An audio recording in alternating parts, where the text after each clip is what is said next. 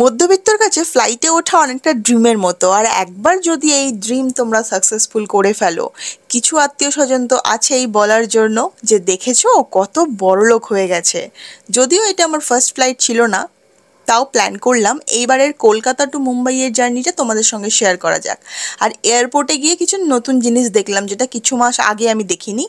DG যাত্রা অ্যাপে যদি আগে থেকে রেজিস্টার না করা থাকে তাহলে একটু প্রবলেম হতে পারে, কিন্তু প্রবলেমের কোনো ব্যাপার নেই। এখানে অনেক স্টাফরা রয়েছেন।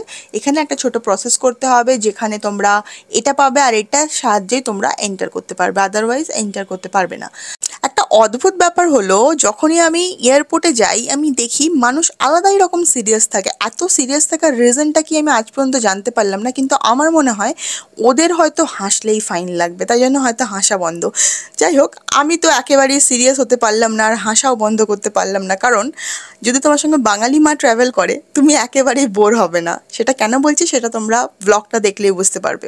আর একটা ইন্টারেস্টিং ব্যাপার হলো, তোমরা যদি এয়ার ইন্ডিয়া বা ভিস্তারাতে ট্রাভেল করো তাহলে তোমাদেরকে না কোনো রকম ফুড কিনতে হবে না, মানে কোনো রকম টাকা না দিয়েই তোমরা ফ্রিতে খাবার পাবে, কারণ টিকিটের সঙ্গে এটা ইনক্লুড থাকে। আর এই ব্যাপারটা বেশ ইন্টারেস্টিং লাগে, কারণ তোমরা যখন এত টাকা খরচা করে যাচ্ছ সেখানে কিছু তো কমপ্লিমেন্টারি থাকা উচিত। এবার আমি তোমাদের সঙ্গে কয়েকটা রেয়ার ক্লিপ শেয়ার করব যেগুলো তোমরা বাঙালি মায়ের সঙ্গে ট্রাভেল করলে কিন্তু অবশ্যই দেখতে পাবে। ট্রাভেলের আগে যদি প্রার্থনা না করো তাহলে কিন্তু জার্নিটাই ইনকমপ্লিট। কোথাও না কোথাও গিয়ে এই জেনারেশনটা কিন্তু হারিয়ে যাচ্ছে। আমার মনে হয় এই জেনারেশনটা এতটাই পিওর ছিল যে আমাদের জেনারেশন সেটাকে ম্যাচ করতে পারে না। আর আমাদের এগুলো লাগে সেকেলে, কিন্তু আমার মা বা তোমার মায়ের জেনারেশনে এগুলো কিন্তু সেকেলে না, এইগুলো কিন্তু আসল ভালো লাগা ভালোবাসা বলতে পারো। আমার মা প্রতিবারের জার্নিতে এইভাবে গোপালদেরকে ফ্লাইটে জানলা দিয়ে বাইরেটা দেখায়। যাই হোক, এরপরে ফিরে আসি এয়ার ইন্ডিয়ার খাবার নিয়ে। যেমনটা তোমাদেরকে বললাম, খাবারের জন্য কোনো রকম পে করতে হয় না, কারণ এটা টিকিটের সঙ্গে ইনক্লুড থাকে। যেহেতু আমাদের বিকেলের ফ্লাইট ছিল তো আমাদেরকে দেওয়া হয়েছিল স্ন্যাক্স আইটেম, সেরকমই যদি কেউ দুপুরের বা রাত্রির বা সকালের ফ্লাইট বুক করে সেই হিসাবে খাবার দেওয়া হবে।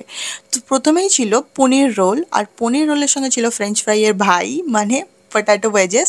তো এরপরে ছিল একটা কাবলি ছোলার চাট যেটা খেতে বেশ ভালো ছিল, আর ডেজার্টে ছিল কোকোনাট বরফি বা সন্দেশ, যেটাও বেশ ভালো ছিল। তো ওভারঅল মিশিয়ে খাবার দাবার তো এত কিছু রয়েছে, আর তার সঙ্গে হ্যাঁ চা বা কফি তোমরা দুটোর মধ্যে যে কোনো একটা জিনিস চুজ করতে পারো। আর তার সঙ্গে এখানে ছিল বেশ কিছু স্পুন। তো খাবারের টেস্ট কীরকম ছিল সেটা এবারে বলবো তোমাদেরকে।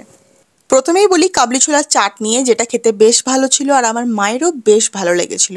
এরপর আমার মা আমাকে খাইয়ে দিচ্ছিল পোটাটো ওয়েজেস, মানে ওই ফ্রেঞ্চ ফ্রাইয়ের ভাই আর কি।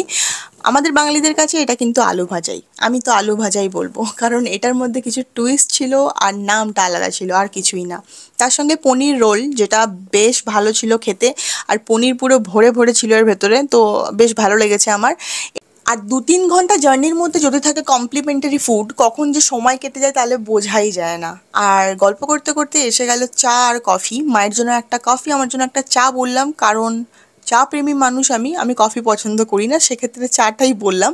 তো আমুল গোল্ডের মিল্ক আর সুগার তোমাদেরকে দিয়ে দেওয়া হবে, তোমাদেরকে নিজে বানিয়ে নিতে হবে, কিছু তো নিজেকে করতে হবে, কারণ এই 2.5 ঘন্টা 3 ঘন্টার ফ্লাইটে তুমি বসে বসে কী করবে।